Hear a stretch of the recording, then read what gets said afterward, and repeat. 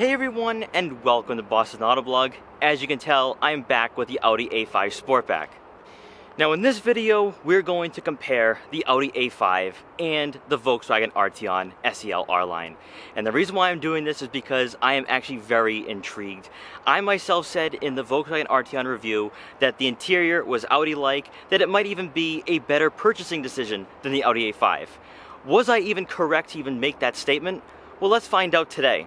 So I am at Herb Chambers Audi of Burlington in Burlington, Massachusetts, and I want to thank them for allowing me to do this video. I will leave the link in the description below so you can check out their extensive Audi inventory.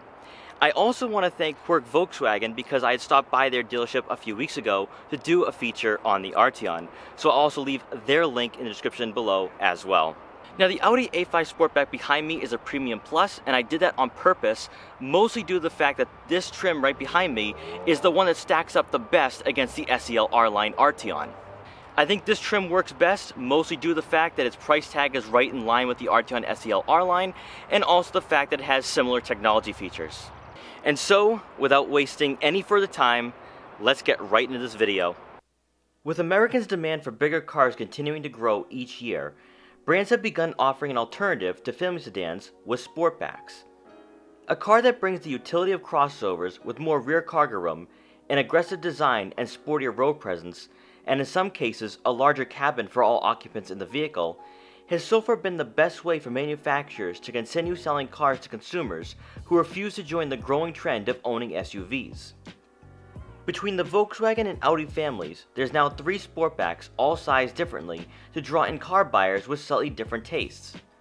But if you're in the market for a car priced around $48,000, you now have the dilemma of deciding whether the Audi A5 Sportback or Volkswagen Arteon is the best option to go with.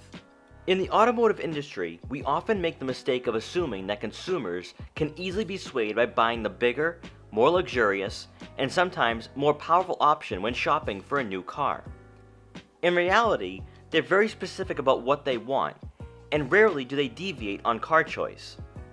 Despite the A5 Sportback and Volkswagen Arteon being in the same price range, they differ greatly, and that couldn't be more apparent than when it comes to size and dimensions. The Arteon is about 5 inches longer than the A5, measuring 191 inches in length, while also being 2 inches wider.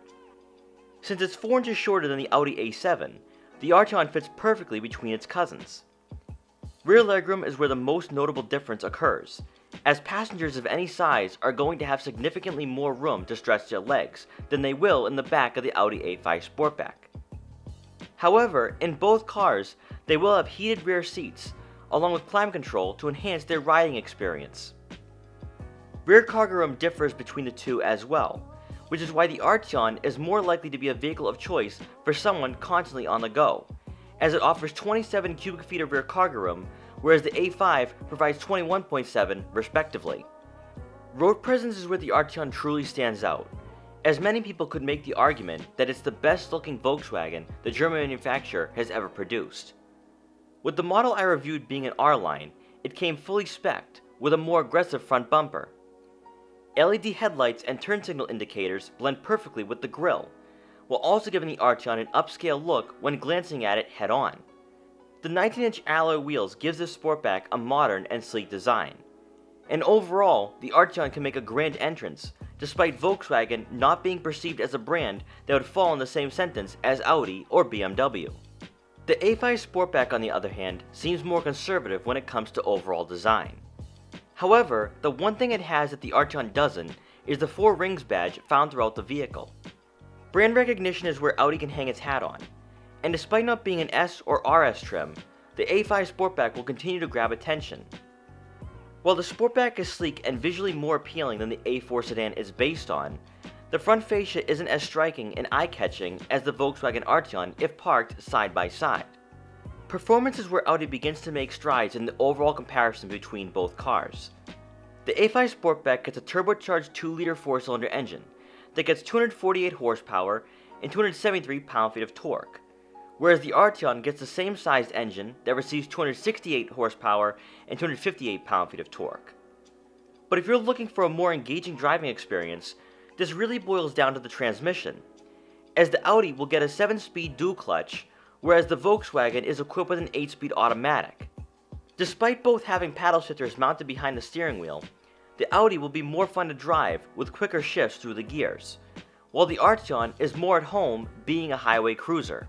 Moving on to the interiors, both the A5 Sportback Premium Plus and Volkswagen Arteon will offer iterations of the virtual cockpit. Obviously, Audi's system will take the victory thanks to the integration of Google Earth, but also having a more enhanced digital display with improved graphics and higher quality is more likely to draw consumers in than the more simplified version Volkswagen offers. Heated and ventilated power adjustable leather seats come standard on the Arteon SEL R line, while you'll be paying extra for additional packages if you choose the A5. I found the infotainment system in the Arteon to be very responsive, as swiping through menus was easy with very little if any lag, while Audi is still using an outdated MMI system with a rotary dial and touchpad that will likely be replaced by a touchscreen for the 2020 model year. The quick access buttons help with the possible learning curve consumers may have if they're going from a touchscreen to a rotary dial, but I find Volkswagen's infotainment system to be more user-friendly. Since the SEL R line is the top trim, the Arteon will also receive a 360-degree top view camera to go along with the standard backup camera with trajectory. For this same feature to be included on the A5, you have to upgrade to the Prestige trim, which will be priced in the low to mid $50,000 price range. Consumers who are seriously considering either Sportback will likely need some time to decide which interior they prefer. Overall, I felt the A5 was more mature and refined, while the Arteon still isn't on par with German rivals.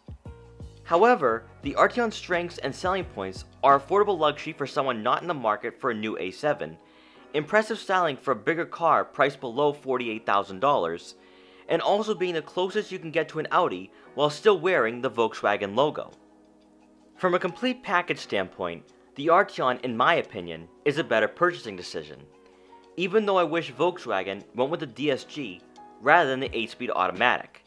At $48,000, the Arteon SEL R line is fully loaded, with many features coming standard at no additional cost, while an A5 Sportback would require purchasing packages or upgrading to another trim to receive ventilated front seats, a top view camera, and enhanced safety technology.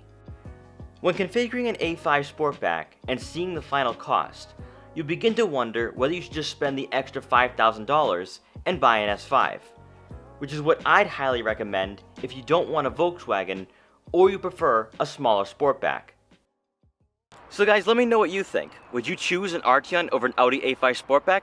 Leave a comment below. Also make sure to follow my Instagram account at Boston Auto Blog to check out what cars I'm looking at and featuring, what events I've been to, and also just to see what I'm going to be posting over the next few weeks.